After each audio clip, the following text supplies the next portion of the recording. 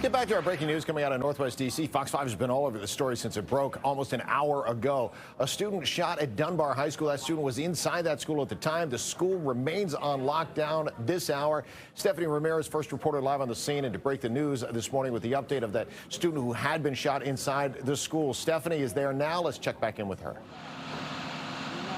Steve, and disturbing news hearing that a student was shot inside the school. Now, we want to clarify here what the police chief told us was that the student was grazed by a bullet that went through the window from a shooting that happened outside toward the front area of Dunbar High School on N Street. That student, originally we were told that she was around 15 years old. We're hearing that age has been updated to a little older.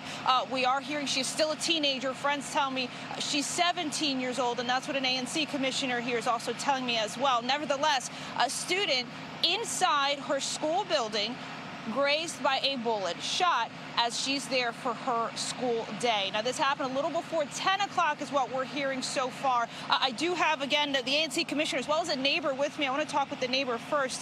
Mr. Shane Stevens, you said you heard the gunfire. What did this sound like for you?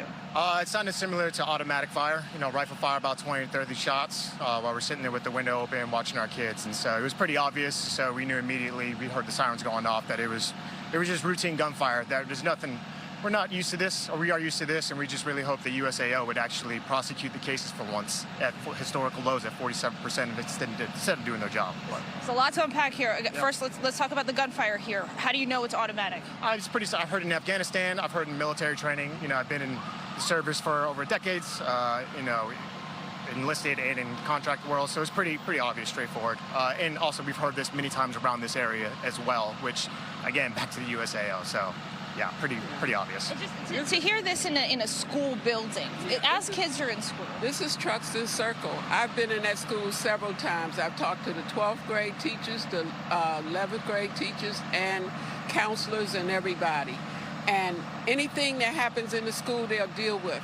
But if it's outside of the school, they don't deal with it. They don't realize that when they come down to our block and stand out there and want to fight, I got to scream at them and tell them that I'm calling the police. Yep. And that's the only way to move them, is to tell them that I'm calling the police or I'm calling the school. And then I take a picture. I take pictures. I get the pictures to the teacher and everybody. Folks, it doesn't matter. I didn't get a chance to introduce you, Ms. Joyce Robinson-Paul, correct, the ANC Commissioner for the area. Do you... We're being bombarded with everything that's going on, gunfire, fightings. We have, if you walk down to New York, not New York, but North Capitol, you'll see a bunch of people standing there. They are they're supposed to be synthetic marijuana, but I'm told that it's more in that marijuana than just... drug den over there. Yeah, and so we sit here, and they take it through the court system, and nothing happens. Yeah, MPD does all the arrests, but we don't actually prosecute, which is infuriating. We're the historically low averages right now. This is insane. They're getting kids killed. This is not okay. Yeah, Thank you guys for sharing with us this afternoon. Steve, just to let you all know, so police are still here. Obviously, you can see. Let me show you the scene here. Stephanie, this is outside of Dunbar High School, but. Before the ANC commissioner walks away, I want you to ask her, though, how things have changed, because clearly she's been in the neighborhood for a very long time. I'm curious, in this particular neighborhood, how she has seen, what she has seen change over the last couple of years.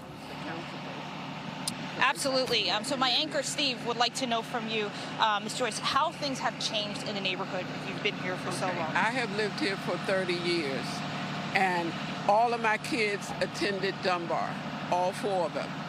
They got scholarships to college. All of them have gone through master's degrees and college degrees as a result of the old Dunbar. Now, the new Dunbar, anytime you have a principal that says she's an educator and she's not going out of the building, then that's when we have a problem, because the council person tried to get her to walk with us in the community so that we could show them the spots where the children are lingering in the morning before they go in the building.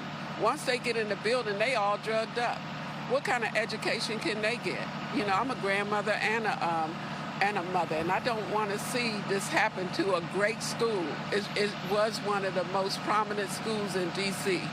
It has Eleanor Holmes Norton went there. All of the people went to Dunbar Senior High School and graduated and are doing good things in our neighborhood. Now, how it's got to this point, your leaders, bad leaders. We need good people that care about children. You'll come out that building if it was your child that was in the alley smoking weed. So why can't you come out there when it's a student smoking weed? Are you hearing any more about what this shooting was about outside of the school and who it involved? Probably drugs, drug-related. It's always drug-related. And that's what's going on right in our midst, and nobody's doing anything. They have a situation where the kids just come out the building. I mean, not the kids. We tried to get them to stop at 3 o'clock, just have a police officer stand out there when it's time for the kids to go home. They were blocking the bus stop. It's a bus stop right there on P Street. Guess what Metro did? They closed it down. They closed the bus stop where our seniors go to get on the bus to go downtown.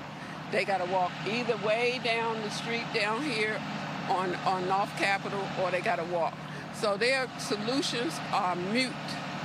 They don't make a difference. They don't do anything for our kids. Somebody's not listening.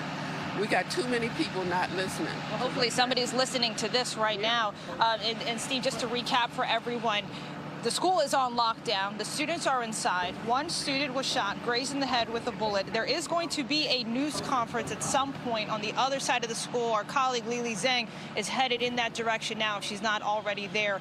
This is the scene outside of Dunbar.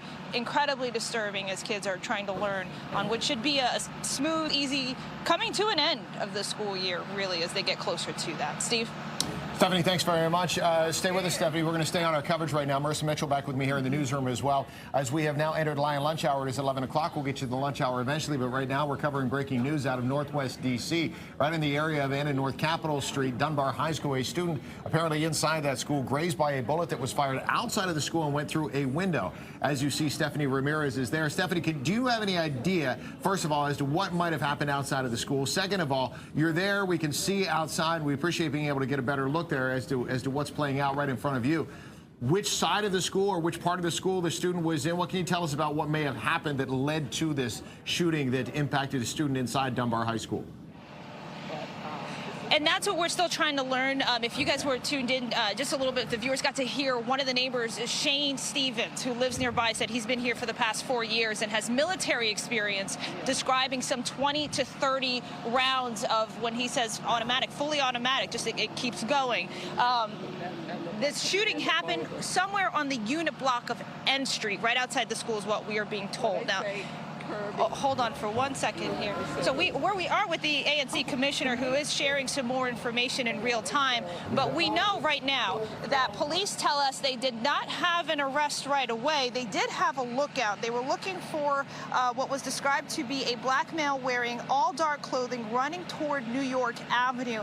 The police were warning people not to take action, to call 911 right away if you see anything or saw anything, but they were making it very clear that there was no active threat inside of the school. But yes, the student was inside. Not clear what side of the school, because it takes up a good chunk of the block here, the actual building. It's a large high school, prominent high school in the D.C. area, and a historic one at that. But the student grazed in the head by a bullet, conscious and breathing. And actually, we may have seen that student who walked into an ambulance just next to us, but a school official was not confirming that, understandably so. Well, we know it is a teenager, a female, and at first, we were told preliminarily that it was a 15-year-old, but it seems now that that was just early information. She is a little bit older. Multiple people, students, and the ANC commissioner with me saying that it was a 17-year-old who was grazed by a bullet inside the school building here. We're standing by 1st and N Street Northwest. That's the scene you're looking at right now.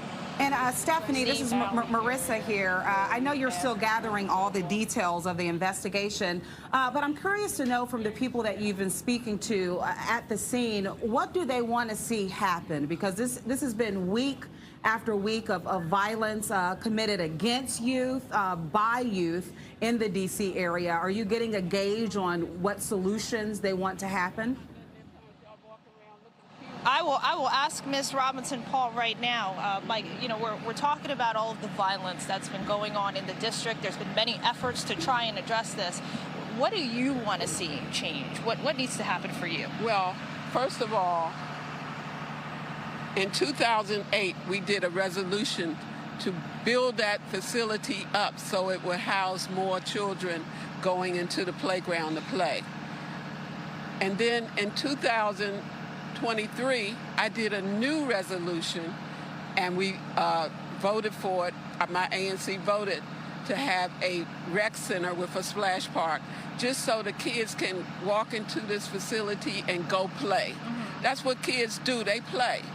They need places. Yeah, they need places to play. You know, one gentleman told me safe places. Not just safe places, but things that don't close at 6 o'clock. Locations that are available to them at different hours of the time that are safe places. Yes. Is that available to the kids here? No.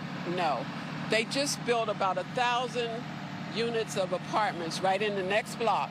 You can see all the apartments that they built. 1,000 kids walking around. Their parents don't have nowhere to let them go, so they let them out for a minute and say, come in when it get dark.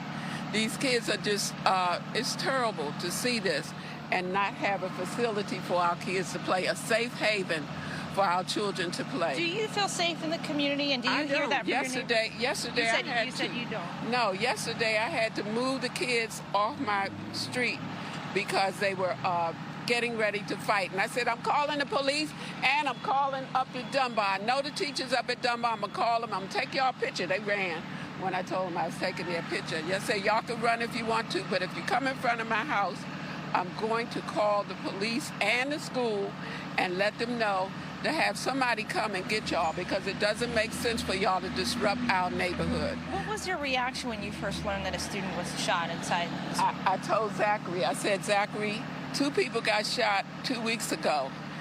Another person got shot yesterday, right there at 1st and P Street. No, that's unit block of P Street, northeast and northwest. I said, how many shootings do y'all have to have before y'all understand that this neighborhood is under siege? We don't have nothing for these kids to do, and they're doing anything and everything. And everybody wants to say, that's not my job. That's not what I do. Well, it is your job, and it is what you do. What about the efforts that city leaders are putting forward? The council passed an emergency crime bill legislation. We had the mayor criticizing that we're not reporting a week of no homicides. Do you think that those efforts are making a difference at all? Does a person have to die before you can report something? No, it's not making a difference. The crime bill is going to put them in jail.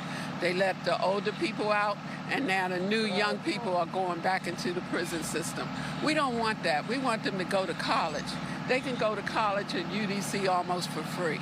There's no reason why our kids who go to Dunbar Senior High School shouldn't be on their way to UDC, which is a free school and got all type of activities. We got money from the Congresswoman, so that if they go to the school out of DC, they can get money from that program.